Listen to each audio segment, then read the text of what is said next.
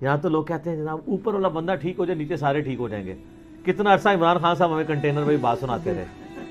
اب جب وہ اوپر آ گئے ہیں اب کہتے ہیں یار نیچے والے ٹھیک ہی نہیں ہے تو میں کیسے ٹھیک کروں. تو یہی تو ہم آپ کو کہتے تھے جب تک نیچے والے ٹھیک نہیں ہوتے اوپر والے کے آنے سے کوئی فرق نہیں پڑتا. گراس روٹ لیول کے اوپر چینج کی ضرورت ہے, جس طرح ہم کر رہے ہیں, لوگوں کو ایجوکیٹ کر رہے ہیں. ایک ایک بندے کو ایجوکیٹ کرنے کی ضرورت ہے. یہ نبیوں والی دعوت ہے, سینہ بسینہ ایک ایک بندے تک بات پہنچانی ہے, لوگ خود ایجوکیٹ ہوں. اس طرح کے ڈیسیژن کرنے سے کوئی فرق نہیں پڑنا.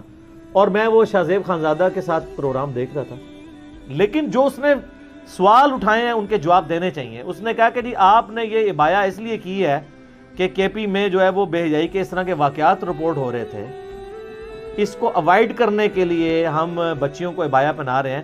آپ کا زور اس کے اوپر کیوں نہیں ہے کہ جو لوگ بچوں اور بچیوں کے ساتھ یہ کر رہے ہیں ان کے اوپر زور لگائیں.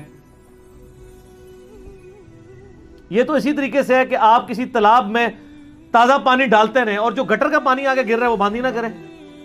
یہ بات اس کی لاجیکل ہے. دوسرا اس نے کہا کہ آپ کے دینی مدرسوں میں تو اس سے زیادہ کیس رپورٹ ہو رہے ہیں, وہاں تو بچیوں کے ابایا بھی پوری ہیں. تو اس کا مطلب ہے ایکسس آف ایول تو کوئی اور چیز ہے. جو خناس دماغ میں لوگوں کے گھسا ہوا ہے وہ ہے ایکسس آف ایول, ان کو پکڑنے کی ضرورت ہے. باقی جو شاہ زیب نے کہا نا کہ آپ کو کوئی رائٹ نہیں پہنچتا کہ اس طریقے سے ڈریسنگ کے اوپر آپ کسی کو پابند کریں, ہر بندے کی اپنی مرضی ہے وہ ڈریس پہنے. ظاہر ہے وہ تو آپ کو پتہ ہے ایک سیکولر سوچ رکھتے ہیں. میں یعنی ٹی وی اینکرز میں جو سب سے زیادہ جن لوگوں کو پسند کرتا ہوں ان میں سے شاہ زیب ایک ہے, لیکن اختلاف رائے بھی ہے اس معاملے میں مجھے, اور میں اس کو یعنی اس میں معذور ہی سمجھتا ہوں. اس کو ایجوکیٹ کرنے کی ضرورت ہے. اس طریقے سے کسی کے اوپر الزام نہیں, کسی کو حق حاصل نہیں ہے کہ داڑھی والے کا اسلام زیادہ جو ہے وہ مضبوط ہے اور بغیر داڑھی والے کا کم ہے. آپ کو کوئی حق نہیں پہنچتا کسی پہ ذاتی اٹیک کر. تو شاہ زیب نے بڑی پیاری بات کی. انہوں نے کہا کل کو اگر گورنمنٹ نے اسکول یا کالج میں حجاب کے اوپر پابندی کی نا تو سب سے پہلے میں حجاب کے حق میں پروگرام کروں گا کہ حکومت کو کوئی حق حاصل نہیں ہے کہ کسی کا حجاب اتروائے. تو اس نے تو کلین بولڈ کر دیا نا اسے. تو اس مسئلے کو انہوں نے مس ہینڈل کیا. آپ پتہ سپریم کورٹ نے یہ بھی ڈیسیژن کیا کہ ہماری دفتری زبان جو ہے نا اردو ہونی چاہیے, اور اس کا جو نوٹیفکیشن نکلا ہے وہ بھی انگلش میں نکلا ہوا ہے. اور ہمارے دفتروں میں بھی کئی دفعہ آئے ہیں نوٹیفکیشن اور وہ لکھا ہوتا ہے کہ انشاءاللہ کر دیں گے قیامت سے پہلے ایک دفعہ. تو باقی لوگ آپ دیکھ لیں وہ اپنی زبانوں پہ فخر کرتے ہیں. چائنا میں 2004 میں گیا, اکثر لوگوں کو تو بنیادی انگریزی کے الفاظ بھی نہیں آتے, ان کو پتہ ہی نہیں ہے. وہ اپنی زبان پہ فخر محسوس کرتے ہیں. جرمنس کو دیکھ لیں, فرینچ کو دیکھ لیں. ہم لوگ جو ہیں وہ اردو سے شرماتے ہیں. انگلش ضرور سیکھیں. انگلش کے بغیر یہ حقیقت بات ہے کہ آپ دنیا میں نالج نہیں گین کر سکتے.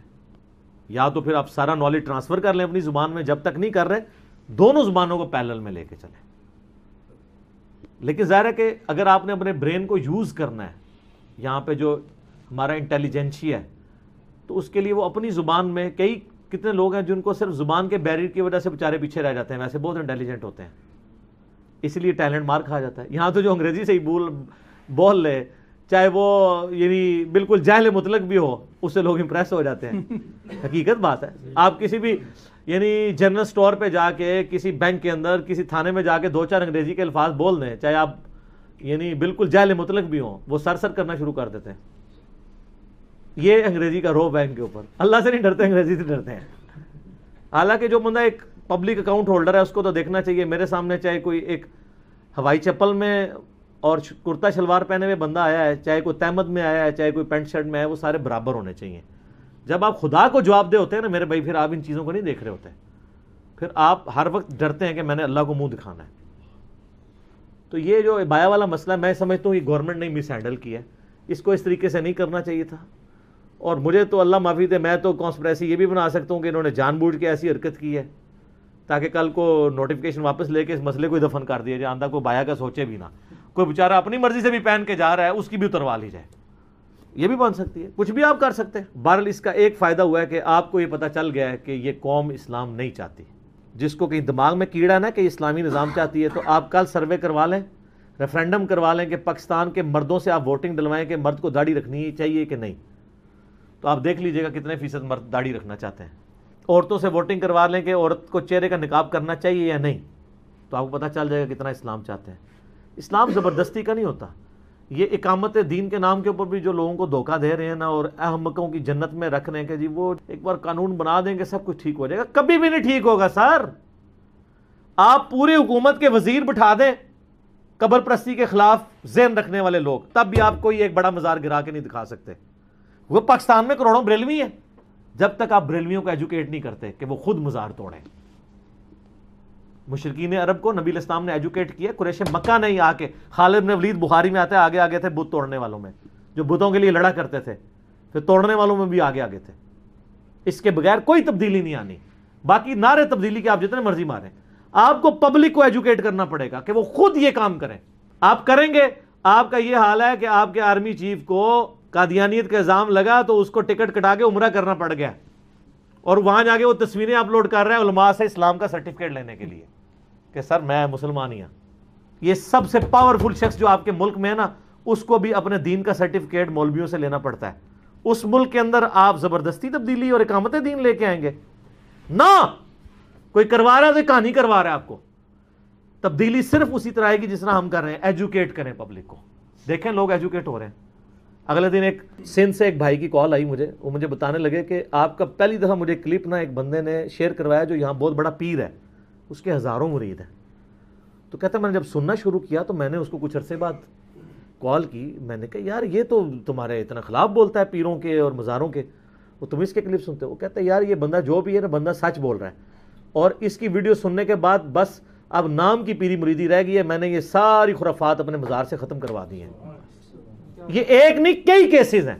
میں تو چونکہ چندے نہیں نا میں نے بٹورنے ہوتے کہ ایک بندہ آگے ویڈیو ریکارڈ کرائے اور میں وہ اپنے چینل پہ چڑھا دوں کہ مجھے اور چندہ دو، آج اس قادیانی نے کلمہ پڑھ لیا ہے، آج یہ کر لیا. ان کی تو کہانیاں جڑی ہوتی ہیں چندوں کے ساتھ، تو یہ لالا کے پیش کرتے ہیں. ہمارے پاس ہزاروں مثالیں ہیں. تبدیلی دنیا میں نظر آ رہی ہے. کیوں نظر آ رہی ہے؟ گراس روٹ لیول کے اوپر جو لوگوں کے ایشوز ہیں وہ آپ نے ایڈریس کرنے ہیں. اگر محرم کا مہینہ ہے تو آپ یزید کو ایڈریس کیے بغیر مسلمانوں میں دین کا کام نہیں کر سکتے. یہ نہیں آپ کہہ سکتے میں قیامت دن پوچھا نہیں جائے گا. قیامت دن پوچھا جائے گا یا نہیں پوچھا جائے گا، دنیا کا مسئلہ تو یہ ہے.